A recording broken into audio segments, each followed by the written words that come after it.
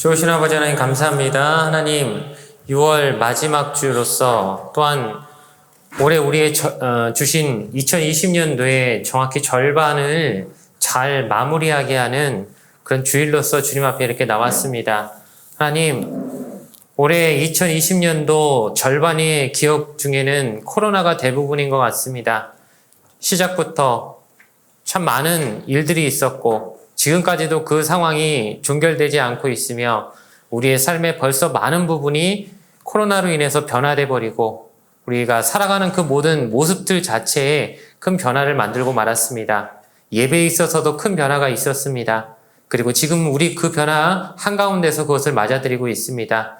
하나님 어디로 가야 될지 알지 못하는 우리에게 하나님께서 길을 가르쳐 주시고 주님의 뜻에 따라 주님이 원하심의 것에 어긋나지 않도록 우리의 삶의 신앙의 한 걸음 한 걸음을 걸어나갈 수 있도록 하나님 이끌어 주시옵소서. 성령님 우리에게 인도자가 되어 주시고 우리의 사는 모든 삶, 우리의 먹고 사는 문제들 그리고 하나님 앞에 엎드려서 구하는 모든 간절한 기도들을 알고 계시오니 우리에게 맞닥뜨려진 모든 문제들 안에서 하나님 안에서 말씀 안에서 답을 찾아가는 오늘 귀한 시간이 되게 하여 주시옵소서. 가장 중요한 것을 놓치지 않고 살아갈 수 있도록 하나님 꼭 붙잡아야 될 하나를 오늘 얻고 돌아가는 시간이 되게 하여 주시옵소서. 예수님의 이름으로 기도드립니다. 아멘. 할렐루야. 할렐루야. 좌우에 계신 분들과 눈을 마주보면서 마스크를 벗지는 마시고 그렇게 마스크 안에서 웃으시면서 사랑하고 축복합니다. 뭐 인사했으면 좋겠습니다. 사랑하고 축복합니다. 뉴스를 통해 우리가 접하듯이 또 이렇게 코로나로 인한 혼란과 또 몇몇 이렇게 코로나 환자들이 이렇게 교회를 관련해서 생겼다고 하는 그런 부분들 때문에 또 많이 조심들을 더 하게 되는 오늘 주일이 아니었을까 생각을 합니다.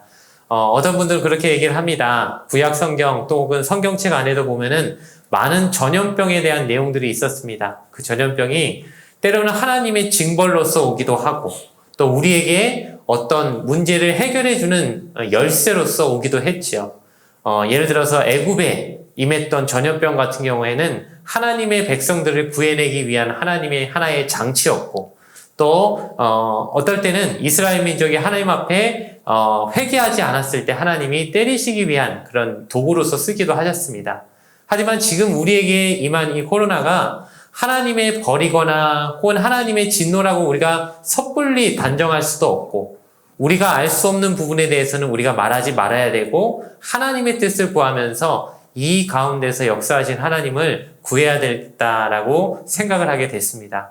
여러분 코로나가 하나님이 우리에게 만들어서 주셨다라고 우리가 생각할 필요도 없는 것 같아요. 왜냐하면 이 모든 것이 사람들이 자연을 훼손한 부분에 있어서 생겨난 것이기도 하기 때문에 우리의 실수와 우리의 어떻게 보면 자만심에서부터 비롯된 것이라고도 생각할 수 있는 것입니다. 그래서 정말 우리가 지혜를 모으고 또 서로가 서로에 대한 따뜻한 마음을 계속해서 유지해 가면서 서로 함께 또 이 모두가 같이 누구 한 명이 아프면 지금은 그 주변의 사람들도 안심할 수 없는 시대이기 때문에 서로 건강하기 위해서 또 안전하기 위해서 서로의 안전을 지켜주고 또 관심을 가는 그런 시대가 될 수 있도록 우리 안에서부터 그런 사랑으로 함께 이겨나가는 그런 저희들이 되기를 원합니다. 오늘 함께 은혜 나누실 하나님의 말씀은 사도행전 15장 1절에서 11절까지 말씀입니다. 사도행전 15장 1절에서 11절의 말씀 신약성경 212페이지에 있습니다.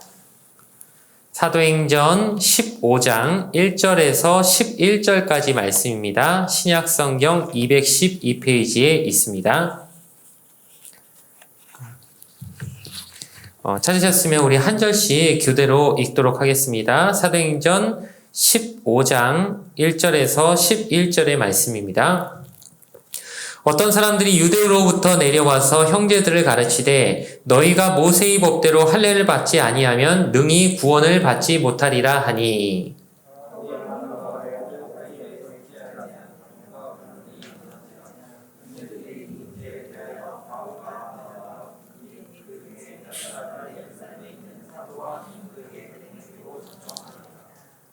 그들이 교회의 전송을 받고 베니게와 사마리아로 다니며 이방인들이 주께 돌아온 일을 말하여 형제들을 다 크게 기쁘게 하더라.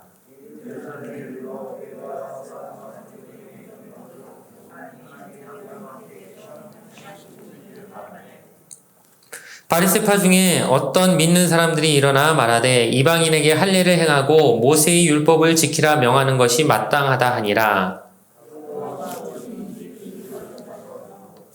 많은 변론이 있은 후에 베드로가 일어나 말하되 형제들아 너희도 알거니와 하나님이 이방인들로 내 입에서 복음의 말씀을 들어 믿게 하시려고 오래전부터 너희 가운데서 나를 택하시고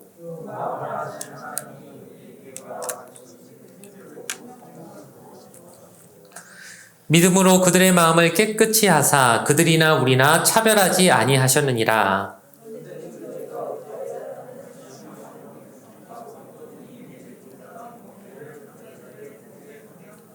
같이 하시겠습니다. 그러나 우리는 그들이 우리와 동일하게 주 예수의 은혜로 구원받는 줄을 믿노라 하니라. 아멘. 오늘 주신 말씀을 가지고 분명히 알아야 할 구원이라는 제목으로 여러분과 은혜의 말씀을 나누길 원합니다. 지난주까지 우리가 살펴봤던 것은 바울의 1차 선교 여행이었습니다. 바울은 이방 지역을 다니면서 많은 사람들에게 복음을 전했습니다. 전도를 했고요, 선교를 했습니다. 여러분, 전도를 하고 선교를 하는 목적이 무엇입니까? 무엇을 전하는 것이죠? 무엇을 전하는 것이죠? 어려운 거예요? 복음 전하는 거죠. 자, 그럼 다시 한번 묻겠습니다. 복음 전하는 이유는 무엇입니까? 사람에게 무엇을 얻게 하기 위해서입니까? 무엇을 얻게 하는 거죠?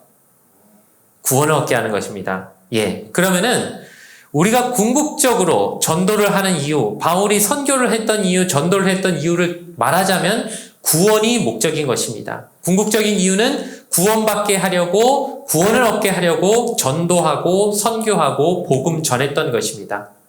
그렇기 때문에 사도행전 13장과 14장에서 바울이 1차 선교여행을 떠난 다음에 15장에 와서 사도행전은 매우 중요한 한 이슈를 꺼내 보여줍니다.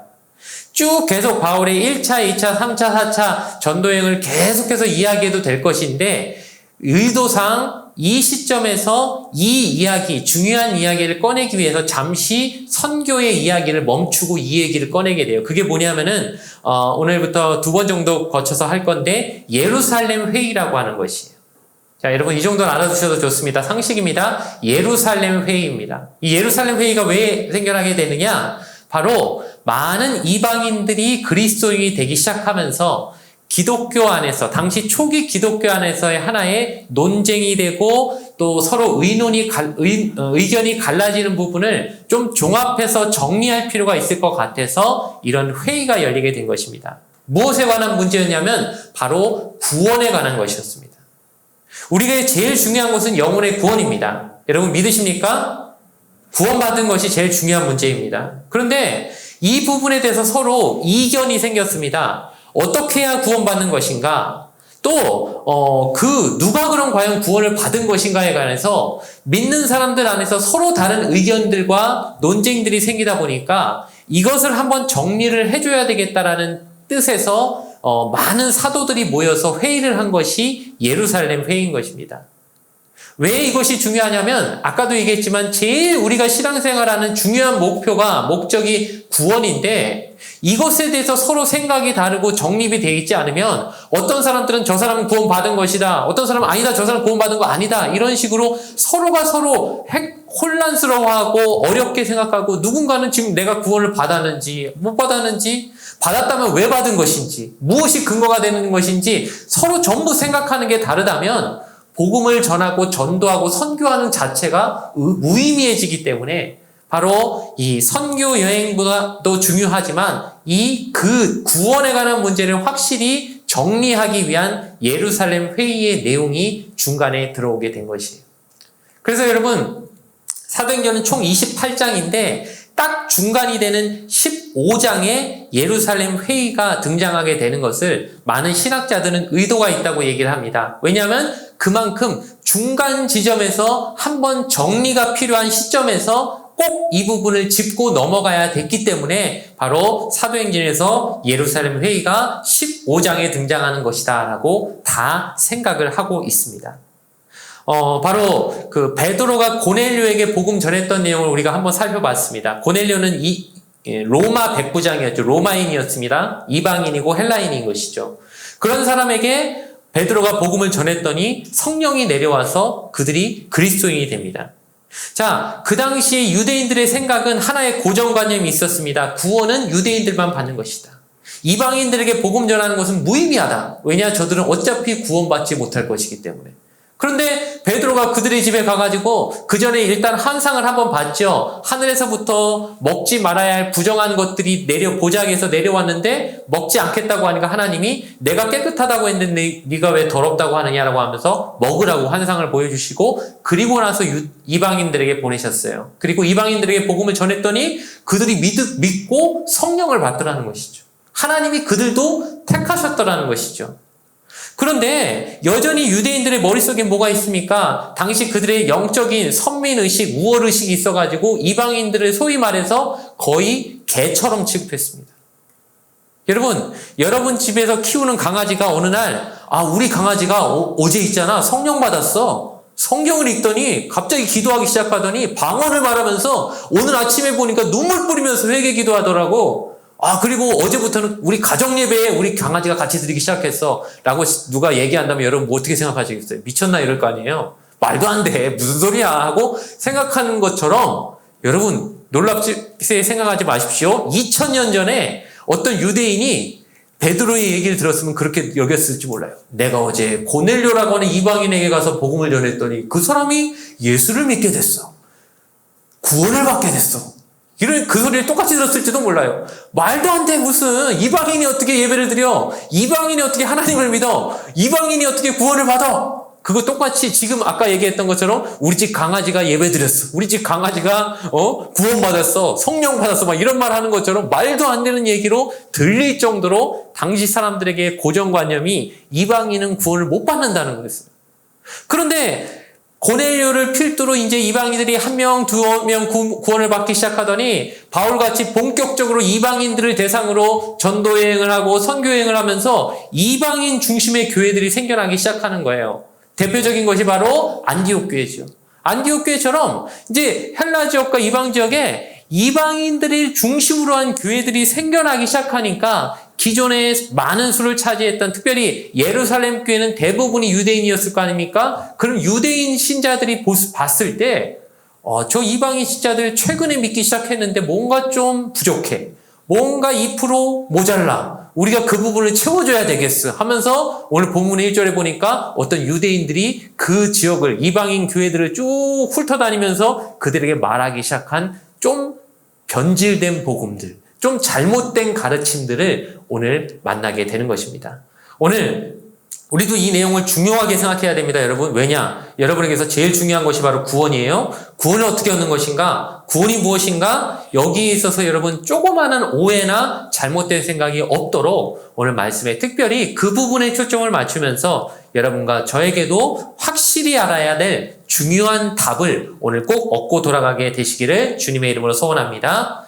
첫 번째로 살펴볼 것은 기본으로 돌아가라입니다. 본문 1절에 보면 아까 그 상황이 나옵니다. 예루살렘에서 1절에 제가 읽어볼게요. 어떤 사람들이 유대로부터 내려와서 형제들을 가르치되 바로 이 사람들이에요. 뭐라고 가르칩니까? 너희가 모세의 법대로 할례 받지 아니하면 능히 구원을 받지 못하리라. 아까 그 유대인들이 내려온 거예요. 이방인들을 보면서 저 사람들이 예수 믿었다고 의심스러운데 하고 한번 가봤어요. 가본 다음에 딱 말하는 게 당신들 보니까는 예수님 믿고 구원받았다고 하는데 그걸로는 부족해. 우리가 한 가지 중요한 소스를 가르쳐 주겠어. 뭐냐? 바로 당신들 구원받으려면 할례도 받아야 돼. 라고 하는 가르침을 전하기 시작한 것이에요.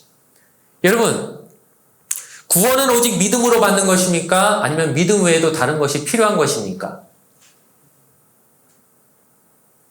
구원은 믿음으로만 받는 거예요? 아니면 다른 것도 필요한 거예요? 고개만 끄덕이면 나 무슨 말인지 모르겠어요. 어느 거예요? 자, 우리 찬양 인도한 우리 영경제. 구원은 믿음으로만 받는 거예요? 아니면 믿음 외에 다른 게 필요한 거예요? 믿음으로만. 할례 안 받아도 돼요? 정확히 알고 계시네요. 2000년 전에 그곳에 살았어야 되는데 그 지역 사람들은 조금 헷갈렸나 봐요. 유대에서부터 오래 믿었다는 신앙생활 오래 했다는 어떤 신실해 보이는 몇 분이 와가지고 형제들 보니까는 요새 최근에 예수를 믿기 시작했다고 들었는데 그 구원받는 게 그 믿음으로만 받는 그런 거 아니에요. 할례도 받아야 돼 라고 말하니까 이 초신자인 안디옥 교회 성도들이 갑자기 조금 불안해지기 시작하는 거예요.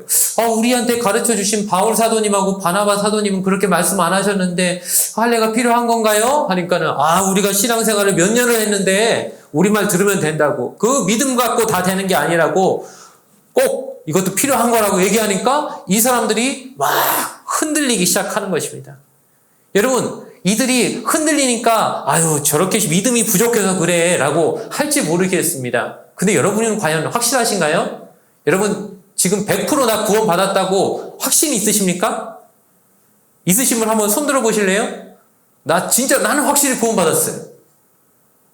손 드시 어떻게 여기 전 70% 이상 드실 줄 알았는데 많이 안 드시잖아요. 자, 드신 분 중에 어떻게 우리 이번에 결혼한 김대현 우리 회장님 그 구원 확실히 받으셨어요? 받았습니다. 확실히 받았습니까? 네. 그럼 혹시 삶의 변화가 확실히 일어나셨습니까? 좋은 와이프를 얻었습니다. 아니 그거 말고 이 개인의 인생에 있어 정말 남들이 봤을 때 그리스도인답다는 확실한 변화가 생겼나요? 조금 부족하죠. 그러면서 그럼 구원 받은 거 맞아요? 벌써 대답이 지금 약해지기 시작해요. 자. 2000년 전에 안디옥 교회 교인들을 우리가 나무랄 게 없어요. 그 사람들한테 무슨 그렇게 믿음이 부족해 누가 와서 그런 소리 한다고 그거에 현혹돼서 그렇게 흔들려 라고 말할지 모르겠지만 지금 우리에게도 누가 와가지고 구원 받았어요? 예, 받았습니다. 근데 삶이 좀 아니신 것 같은데요? 구원 받으신 거 맞아요? 이러면은 잠깐만요 하면서 내가 조금 기도 좀 해보고 이러면서 갑자기 우리도 좀 흔들리고 우리도 뭔가 조금 내가 좀 약해 보이고 내가 조금 아닌 것 같고 당연히 흔들릴 수 있다는 거예요. 안디옥 교회 교인들은요, 믿음이 적은 사람들 아니었습니다. 우리 잘 알죠? 그때 최초의 크리스천이라고 불리기 시작한 게 누구라고 했습니까? 안디옥 교회 교인들이라고 했어요. 그러니까 그 정도로 세상 사람들이 봤을 때도 정말 예수 잘 믿는다고 인정받을 만한 사람들이 그들이었는데 그런 사람들조차 누가 와가지고 구원은 물론 믿음 중요합니다. 믿음 필요 없다는 게 아닙니다. 믿음도 필요한데 믿음 플러스 할례까지 받아야 됩니다라고 얘기했을 때 그들도 흔들리기 시작했다는 거예요. 그들은 아마 이렇게 생각했을 겁니다. 믿음이 눈에 보입니까? 믿는다고 하는데 눈에 보이지도 않는데 그거 있는지 없는지 어떻게 알아요? 하지만 할례는 확실히 보이지 않습니까? 몸에 표시를 내는 거기 때문에 그건 누가 와도 확실히 보일 만한 모습이 있지 않습니까? 당신들 지금 뭐 받았습니까? 우린 침례를 받았죠. 침례 물 속에 들어가는 거예요. 그 물 바깥에 나오면 물 다 마르는 거잖아요. 받았는지 안 받았는지 어떻게 합니까? 할례는 몸에 확실히 표시가 남는 거기 때문에 죽을 때까지 당신의 몸에 확실한 하나님의 백성이라는 표시를 남기는 것이기 때문에 이게 제일 확실한 겁니다. 구약시대에 아브라함에게도 하나님이 요구하셔서 그들이 받았고 하나님의 자녀라는 그 표시로서 그들의 몸에 남겼던 그것을 당신들도 받아야 100% 확실한 하나님의 백성 되는 거 아닙니까? 지금 제 얘기에 고개를 끄덕거리기 시작하면 여러분 지금 위험한 거예요. 봐요. 이렇게 형식 논리를 조금만 갖추기 시작하면요. 우리가 막 헷갈리기 시작하는 거예요. 이거 맞나? 지금 그런 것 같은데? 그럴싸한데? 하면서 지금 말에 들어가기 시작하는 거예요. 자, 그렇기 때문에 안디옥 교회 교인들도 이 말을 듣고서 막 혼동이 된 거예요. 만약에 딱 듣고서 아닙니다라고 거절했으면은요, 이 서로 대화가 길어질 필요도 없고 논쟁이 될 필요도 없었을 거예요. 근데 본문 2절에 보니까 어떻게 됩니까? 바울이 바나바와 그들 사이에 적지 아니한 다툼과 변론이 일어난지라. 다툼과 변론이 일어났다는 건 뭡니까? 결론이 안 났다는 거잖아요. 이쪽이 얘기하는 주장과 저쪽이 얘기하는 주장 중에 어느 하나가 확실해가지고 이쪽을 눌러버리면 끝났을 얘기인데 서로 간에 변론이 되고 논쟁이 되고 우리 말이 맞다 너희 말이 맞다라고 자꾸 되니까 결론이 안 나더라는 거예요. 이쪽에선 할례도 받아야 된다. 이쪽에서 할례를 왜 받냐? 믿음만 있으면 되지라고 아무리 얘기해도 결론이 나지 않고 평행선으로 지어지니까 지금 어떻게 해야 합니까? 이걸 그럼 결론을 어떻게 내려야 될까? 안 되겠다. 안디옥 교회에서 결정하기를 우리 두 사도를 예루살렘으로 보내자. 예루살렘으로 보내자. 거기 가서 사도들의 얘기를 듣고 결론을 얻어서 돌아오게 만들자라고 결정을 하게 됐다는 것이에요. 여러분, 예루살렘은 사도들이 있는, 그 당시에 사도들이 있는 곳이었습니다. 사도들은 예수님의 12 제자들이죠. 예수님으로부터 직접 가르침을 받은 제자들이었습니다. 즉 그들에게 권위가 있었다는 거예요. 당시 교회에서 사도들의 권위란 것은 바로 그들은 예수님을 통해 직접 말씀을 듣고 가르침을 받았기 때문에 그들이 듣고 배운 것이 맞을 것이다 라고 하는 영적인 권위를 인정하는 시대였습니다. 그래서 바울과 바나바를 그 예루살렘으로 보낸 이유는 바로 예루살렘에 있는 사도들에게는 하나님의 아들 예수님으로부터 직접 받은 가르침이 있기 때문에 그들에게는 분명한 답이 내려질 것이라는 기대를 가지고 그들에게 보냈다는 것입니다. 여러분, 지금도 하나님이 우리에게 주신 여러 가지 많은 여러분이 궁금해하는 부분에 대한 답을 얻을 수 있는 통로들이 있습니다. 교회에는 분명히 정식 교육을 받은 목회자들이 있고요, 교육자들이 있습니다. 여러분이 구원에 관한 궁금증과 어려움들이 있을 때 여러분 충분히 물어볼 수 있는 창구가 있는 것이에요. 그런데 우리는 물어보지 않는 게 문제죠. 정말 궁금한 게 없을까요? 아니면 다 알고 있다고 착각을 하고 있는 건가요?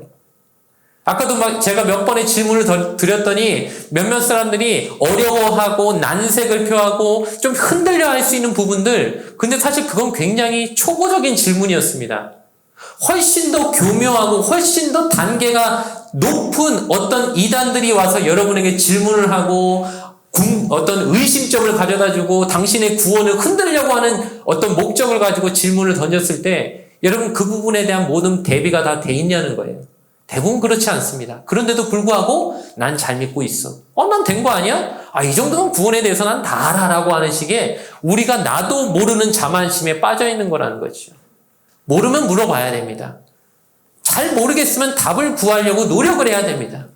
바울과 바나바가 몰라서 갔겠습니까? 아닙니다. 하지만 예루살렘에 있는 사도들의 권위를 순종하고 존중하면서 그들의 얘기를 들어봐야겠다는 생각을 가지고 예루살렘으로 갔다는 것이에요. 그런 사람들도 그렇게 답을 구하기 위해서 몇백 킬로미터를 걸어가는 수고를 아끼지 않는데 여러분 교회만 오시면 얼마든지 가까이에서 뵐 수 있는 목사님들에게 안 물어본다는 거예요. 다 알고 있는 것처럼. 마치 난 다 알고 있는 것처럼. 난 구원 다 알아요. 나 구원 받았어요. 왜요? 라고 물어보면 답을 술술술 말할 수는 없으면서도 그냥 그런 거 아닌가요? 그렇겠죠. 막연하게. 저 교회를 몇십 년 다녔는데요. 주일학교 때부터 저 신앙생활 했는데요. 또 그런 거 아니에요? 하면서 막연하게 생각하고 있을 경우들이 참 많더라는 거예요. 근데 여러분 이 부분은 그렇게 간단히 그렇겠지 하고 막연히 생각하고 넘어갈 부분이 아니라는 것입니다. 제대로 진지하게 알려고 해야 된다는 거예요. 확실히 알려고 해야 되는 거예요. 확신이 조금이라도 없는 것 같은 느낌이 들면 내가 왜 확신이 안 생기지라고 진지하게 물어야 될 질문이라는 거예요. 근데 우리는 너무도 막연하게 그냥 된 거 아니야? 그냥 구원 받았겠지 어려서부터 그렇게 교회를 많이 나왔는데 내가 설마 안 받았을까? 막 이런 식으로 막연하게 그냥 몸에 그냥 물이 다 이게 스며든 것처럼 다 이미 된 것처럼 막연히 누구나 다 생각하고 넘어가는 경우들이 되더라는 것이에요. 여러분, 기본을 가장 중요시 여기시기 바랍니다. 여러분, 신앙생활의 제일 중요한 질문, 제일 기본이 되는 질문, 당신은 예수 그리스도를 통하여 믿음으로 구원받았습니까? 정말 확실합니까? 확실히 당신 구원받은 것입니까? 기본이 되는 이 부분에 대해서 여러분 철저하고 치열하고 중요하게 생각하며 이 부분에 대한 답을 확실히 얻으려고 노력하시기 바랍니다. 평생에 걸쳐서 물어야 될 질문이고 평생에 걸쳐서 붙잡아야 될 이야기고 평생에 걸쳐서 내가 이 부분에 확실히 풀리지 않는 의심이 들면 물어보고 답을 구하려고 해야 되는 부분입니다.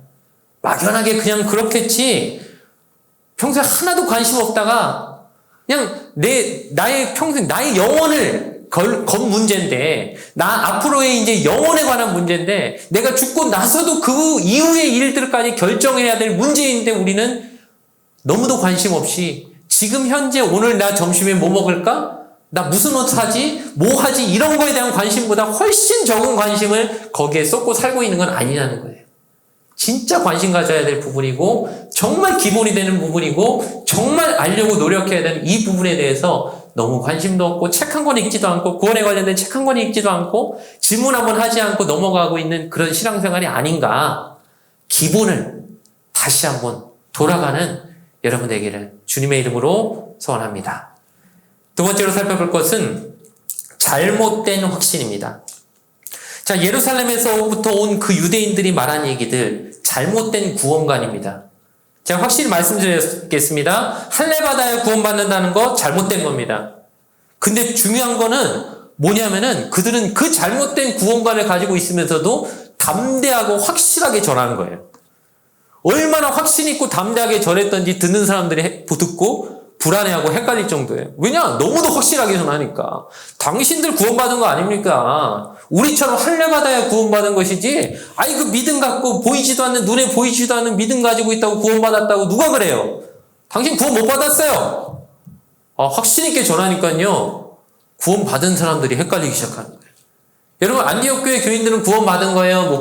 구원받은 사람들이에요? 못 받은 사람들이에요? 구원받은 사람들이에요? 못 받은 사람들이에요? 받은 사람들이죠.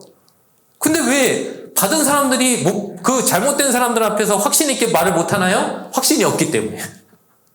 그러니까 틀린 사람들이 확실히 권하고 맞은 사람들이 확신이 없는 거예요.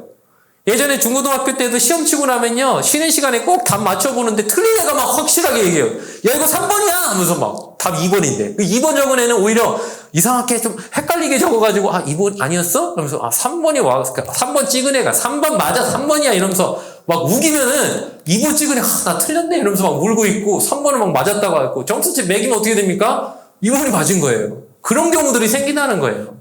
지금 유대에서부터 온 사람들은 자기들이 틀렸는데도 와가지고는 당신들 틀렸어. 당신들 할례받아야 구원받아 하면서 뭐 확신 있게 전하니까 이미 구원에 들어와 있는, 이미 하나님의 백성 돼 있는 크리스천이라고 이름 불리는 안디옥 교회 교인들도 우리 이상한데? 우리 좀 그러고 보니까 좀 요새 마음에 확신이 좀 없고 요새 좀 기쁘지도 않고 그 좀 이상했어. 어쩐지 뭐가 좀 부족하더라고. 막 하면서 스스로 막 고민에 빠지고 나 정말 맞나 하면서 막 흔들리기 시작하더라는 거예요. 여러분, 이단이 복음 전하는 거 보면요, 확신 있게 전합니다. 이단에 빠진 사람들 보십시오. 왜 교인들이 거기 딸려가는지 아십니까? 확신 있게 전하기 때문이에요. 진짜 확신, 자기들 기만하는 게 아니에요. 진짜 확신이 있어요. 그러니까 오죽하면 교회 다니는 사람들 보고 불쌍해 여겨요. 불쌍해. 우리 엄마 교회 너무 열심히 다녀. 잘못됐는데 하면서 막 이단에 있는 그 딸이 막 보면서 엄마를 보면서 막 불쌍해 여기는 그 마음으로 막 전도를 하려고 한다니까요. 그 왜 그래요? 잘못됐는데도 불구하고 확신이 있는 거예요. 잘못된 확신이지만 확신인 거예요. 그리고 그 확신이 진짜 확신 없는 그 신앙인들을 끌고 간다는 거예요. 즉, 가짜 확신이 있다는 것입니다. 근데 그 확신이 가짜 확신이면 어떻게 해요? 오히려 위험하다는 거예요. 그런 확신은 없어야 되는데, 그런 확신이면 틀릴 수도 있다는 생각을 해야 되는데, 대부분의 잘못된 확신, 가짜 확신을 가진 사람들이요, 추호의 의심도 없이 얼마나 확실한 강한 확신을 갖고 있냐면, 진짜 제대로 된 믿음을 가진 사람들조차 끌고 갈 정도로, 딸려갈 정도로 그들의 확신이 오히려 훨씬 더 강하더라는 것이에요. 그래서 유대로부터 내려온 그 사람들의 말에 의해서 오히려 확신을 가져야 될 안디옥 교회의 교인들이 막 흔들리기 시작하면서 우리가 받은 구원이 맞습니까? 사도님 얘기 좀 해주세요. 저 사람들은 아니라고 하는데 우리 지금 믿음만으로 구원받는 게 진짜 맞나요? 라고 하면서 막 물어보고 막 서로 혼란스러워하고 이런 사태가 왜 혼란이 벌어지느냐? 정말 잘못된 확신을 가진 사람들이 오히려 진짜인 사람들을 현혹시키고 미혹시키고 흔들리게 만들더라는 것이에요. 자, 여러분, 나도 혹시 잘못된 확신을 가지고 있는 게 아닐까 한번 돌아보시기 바랍니다. 여러분 구원받았다고 했어요? 많은 분들이 구원받았냐고 확신이 있냐고 했을 때 손을 들었습니다. 왜 그렇게 확신을 가지게 됐습니까? 그걸 분명히 해야 돼요. 막연히 난 구원받았지. 그런 마음이 있는 거 좋아요. 확신이 있는 거야 나쁜 건 아니에요. 구원의 확신이 있다는 게 나쁜 건 아니에요. 근데 왜요? 왜 그런 확신이 드셨는데요? 그게 잘못되면 아까 얘기한 잘못된 확신이 될 수 있는 거예요. 그 유대로부터 내려온 그 사람들하고 똑같을 수가 있는 거예요. 난 구원 받았지. 왜? 할례 받았으니까 막 이러고 있는 거예요. 저희 구원 받았다는데 왜 구원 받으셨는데? 할례 받았잖아요. 라고 하면서 이렇게 말하기 시작하면요, 그분은 잘못된 확신에 지금 사로잡혀 있는 것이고, 그런 확신은 위험하다는 것이에요. 우리도 잘못된 확신에 빠져 있을 수가 있습니다. 왜 구원 받았습니까? 그랬을 때 우리가 내놓는 여러 가지 답 중에 하나가 혹시 이런 것 아닙니까? 그때 영접기도 받았거든요. 저 그때 결심카드에 제 손으로 적었거든요. 제가 그때 고백했잖아요. 그러니까 전 된 거죠. 라고 하는, 어떻게 보면 구원 자체를 우리가 내 행위가 어떻게 했기 때문에 나온 것이다. 내가 이렇게 했기 때문에 내가 얻어낸 것이다. 내가 이런 결정과 선택을 했기 때문에 그로 인해서 내가 받은 것이다. 라고 하는 일종의 내 중심으로 생각하고 있기가 쉽더라는 것이에요. 근데 여러분, 구원은 처음부터 끝까지 하나님이 하시는 일이에요. 하나님이. 내가 무엇을 했기 때문에 얻는 건 하나도 없습니다. 내가 어떤 선택을 했기 때문에 이걸 얻는다고 생각하는 순간 우리의 확신은 잘못된 확신이 되는 거예요. 내가 뭘 했기 때문에. 성경에서 결심카드에 이름 적은 사람은 구원받았느니라고 하는 말씀은 어느 구절에도 없어요. 근데 우리는 마치 내가 어떤 행위를 했기 때문에 그로 인해서 난 된 거야 라는 식의 생각을 하고 있는 경우가 많다는 거예요. 그건 일종의 우리가 확신을 얻기 위한 하나의 도구를 만든 것이 될 수도 있어요. 그게 중요한 게 아니죠. 하나님이 나에게 주신 것이에요. 내 선택이 아니라는 것입니다. 근데 많은 경우 우리가 마치 내가 이렇게 했기 때문에 나는 된 거야, 나는 구원 받은 거야 라고 내 스스로 나에게 마인드 컨트롤을 거는 것처럼, 난 구원 받았어. 나 예전에 그때 나 영접기도 내 따라 했잖아. 목사님 뭐라고 할 때 따라 하십시오. 나는 구원 받습니다. 나는 하나님의 자녀 됐습니다. 말그러니까 나 똑같이 따라 했었지. 그때 나도 따라 했잖아. 그러니까 난 구원 받은 거야. 일종의 하나의 마인드 컨트롤처럼 나 그때 그거 했으니까 난 구원 받았어 라고 하는 식의 일종의 내가 그걸 했다, 선택했다라고 스스로 생각하고 있는 경우가 있을 수 있다는 거예요. 분명히 선후 관계를 확실해야 돼요. 무엇이 나를 구원받게 했는지 그 주체를 확실히 하지 않으면 마치 내가 무엇을 했기 때문에 내가 뭘 했으니까 받은 것처럼 우리 오해하고 있는 경우가 있을 수 있다는 거예요. 마치 이와 같은 것이죠. 어떤 상품 판매원이 와가지고 두 가지 상품을 보여주면서 선생님, 여기에는 천국이 있고 여기에는 지옥이 있습니다. 둘 중에 어느 게 더 괜찮아 보이십니까? 천국이 좀 나아 보이는데요? 잘 선택하셨습니다. 이걸 받으십시오. 그래서 어느 날 그걸 딱 갖게 된 것처럼, 내가 그걸 선택해서 내가 지금 갖게 된 것처럼 마치 무언가 나의 선택, 내 결정, 그리고 내가 이걸 어떻게 했기 때문에 얻은 것처럼 느끼는 잘못된 확신, 그것이 우리를 뭘로 만듭니까? 하나님과의 인격적인 만남이 하나도 없는, 아무런 감동도 없는, 감격도 없는, 스스로 그냥 그런데 내가 선택했으니까 구원받았겠지라고 생각하고 확신을 가지면서 살고 있는 사람으로, 그런 사람으로 만들 수 있다는 거예요. 그건 잘못된 얘기입니다. 하나님과의 인격적인 만남도 없이, 하나님과의 정말 내가 하나님 앞에 나아갔을 때 사실은 하나님 앞에 내가 무언가 요구할 자격이 하나도 없는 사람임을 먼저 깨달아야 되고, 내가 뭘 선택해서 얻은 게 아닙니다. 난 자격이 정말 없어요. 선택할 자격도 없는 사람이에요. 근데 하나님이 보시고 나의 죄됨과 내가 봤을 때 내 스스로 아무것도 할 수 없는 자임을 하나님 앞에 깨닫고 난 다음에 나는 이걸 받을 자격이 없는데 하나님이 나에게 주셨다고 하는 이 부분을 하나님 앞에 감격과 은혜를 통해서 통해 자복 회개한 후에 하나님의 역사와 성령의 내적인 주관하심을 통해서 우리가 하나님을 만나고 하나님의 자녀가 되는 것이지, 인터넷 쇼핑하듯이 이게 더 좋아 보이네, 이걸 선택하겠어 하면서 내가 선택해서 무언가를 얻는 구원이 아니라는 거예요.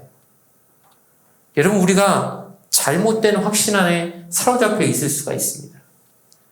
정말 하나님을 인격적으로 만나고 내가 자격 없는데도 불구하고 하나님에 의해서, 하나님의 은혜로 내가 하나님의 자녀 되었다는 사실을 믿은 사람이라면 감동이 없을 수가 없습니다. 감격이 없을 수가 없습니다. 그 사실에 대해서 눈물이 나지 않을 수가 없습니다. 정말 자격 없는 나였는데 내가 어떻게 이걸 받았지라고 하는 고백이 안 나올 수가 없습니다. 그런 사람에게 하나님이 역사하시고 그런 구원을 받은 사람에게 하나님이 안에서 역사로 인해 그 인생이 삶의 모습이 바뀌는 것이에요.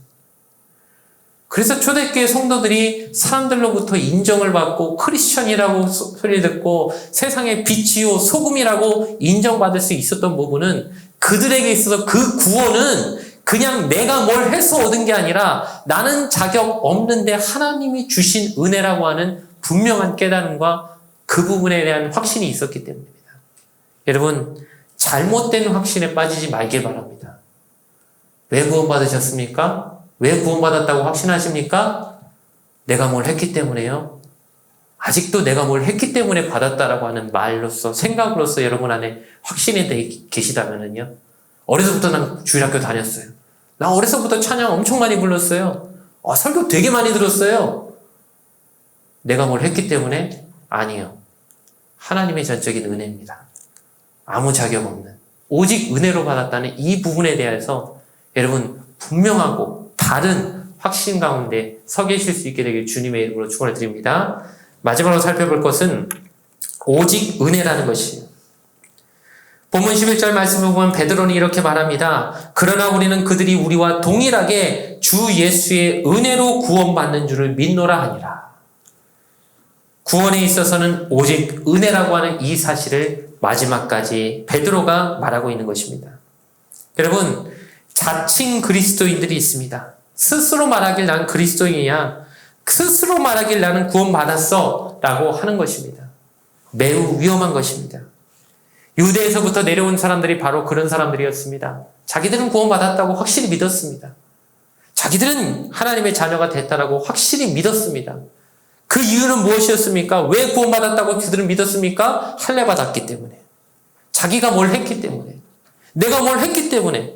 마치 우리가 그때 결신카드에 내가 이름 썼잖아. 나 그때 영접기도 따라가라고 했을 때 똑같이 따라 했잖아. 그러니까 난 받은 거야 라는 식으로 내가 뭘 했기 때문에 받은 거야 라고 믿는 거랑 똑같은 거예요.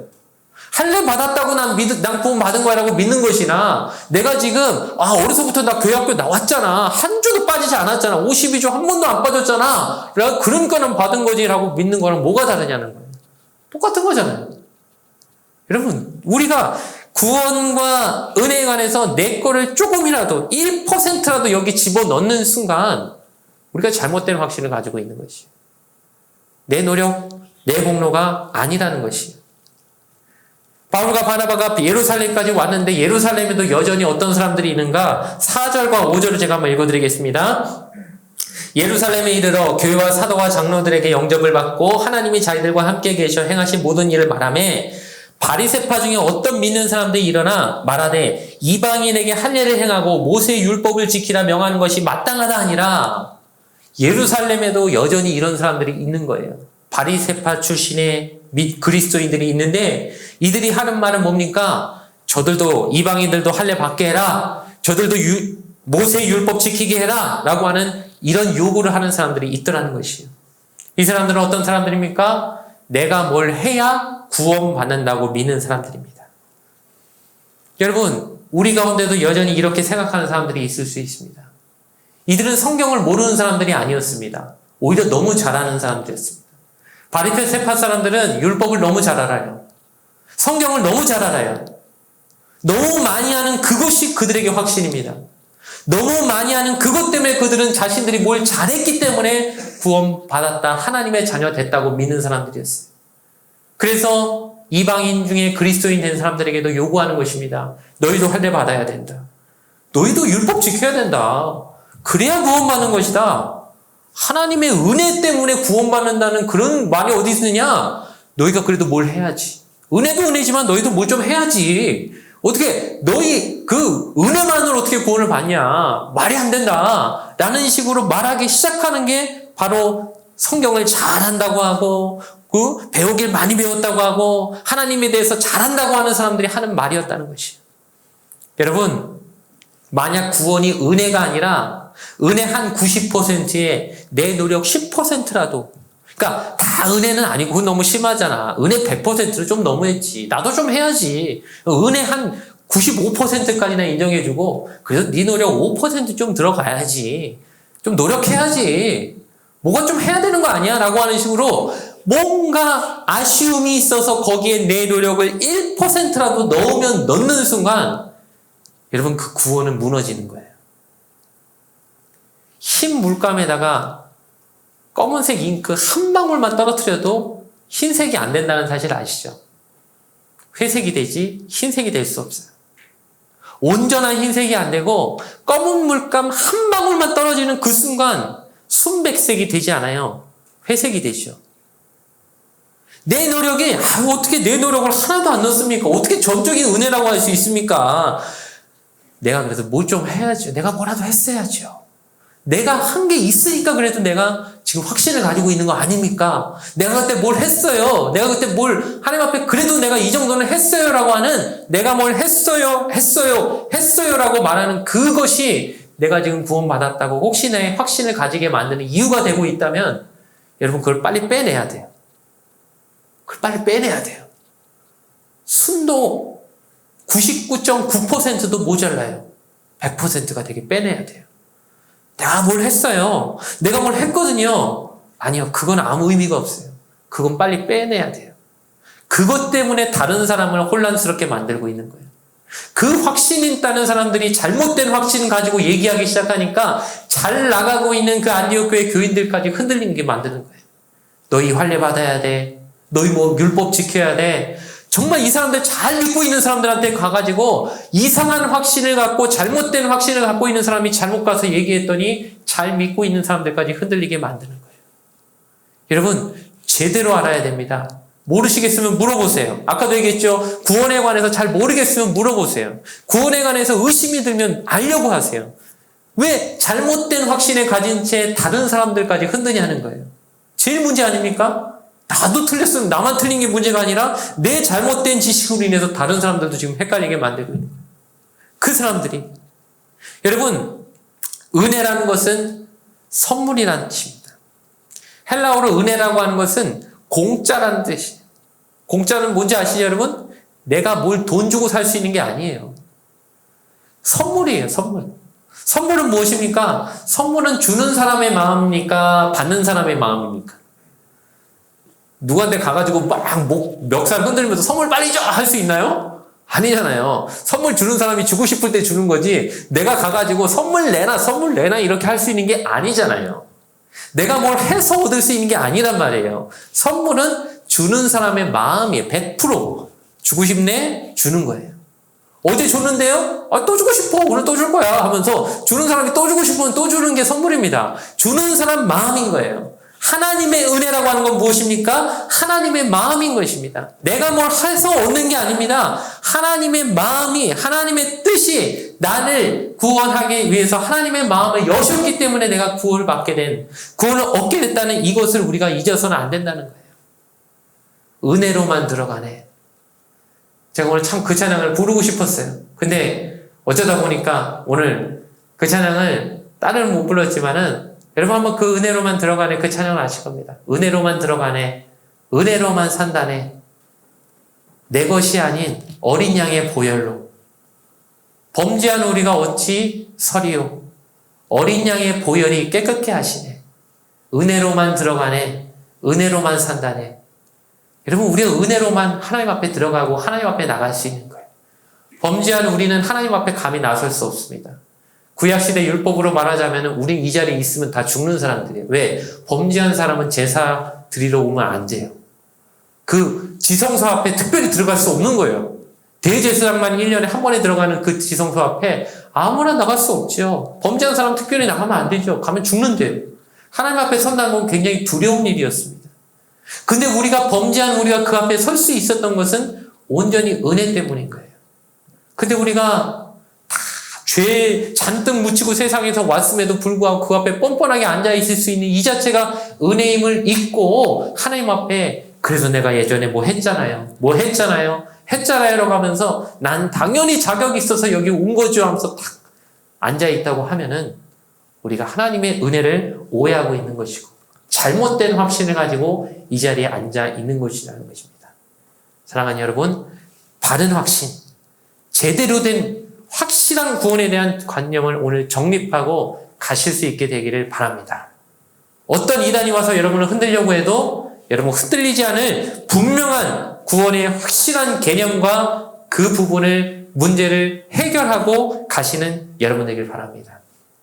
여러분 안에 구원의 확신이 아까 물어봤을 때 혹시 없으셨던 분들 생겨나게 되길 바랍니다. 근데 혹시 아까 구원의 확신이 있다고 얘기했는데 왜 있는지는 안 물어봤는데 지금 말씀을 듣다 보니까 나 그 확신이 좀 잘못된 것이었네. 내가 그 확신을 갖게 된 경로가 잘못된 경로였네. 혹시 그 부분이 깨달아지신 분들이라면 바르게 확신을 가지게 되길 바랍니다. 구원의 확신이 분명히 있어야 돼. 근데 그 확신이 있는 이유도 분명해야 됩니다. 제대로 돼야 됩니다. 잘못된 확신을 우리가 갖고 있다면 우리는 진지하게 다시 답을 찾아야 됩니다. 내가 왜 구원받았나? 아니, 나 지금 구원받았나? 첫 번째 물어봐야 할 건 그거죠. 너 구원받았니? 받았냐? 했을 때 나 받았나? 이 부분에 대한 답이 확실히 먼저 돼야죠. 두 번째, 받았다고 내가 믿음이 와요. 왜 받았는데 했을 때 그 답도, 그걸 내가 왜 받게 됐는지에 대한 답도 분명해야죠. 그것도 확실해야죠. 그것도 틀림이 없어야죠. 잘못된 확신이 되면 다른 사람들까지 헷갈리게 만들고 혼동스럽게 만든다고 했습니다. 내 잘못된 확신이 다른 믿는 사람들을 힘들게 만들 수도 있습니다. 여러분, 구원을 받으셨습니까?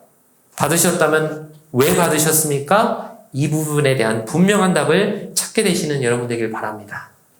이 부분이 해결되지 않았다면 여러분, 저는 그렇게 생각합니다.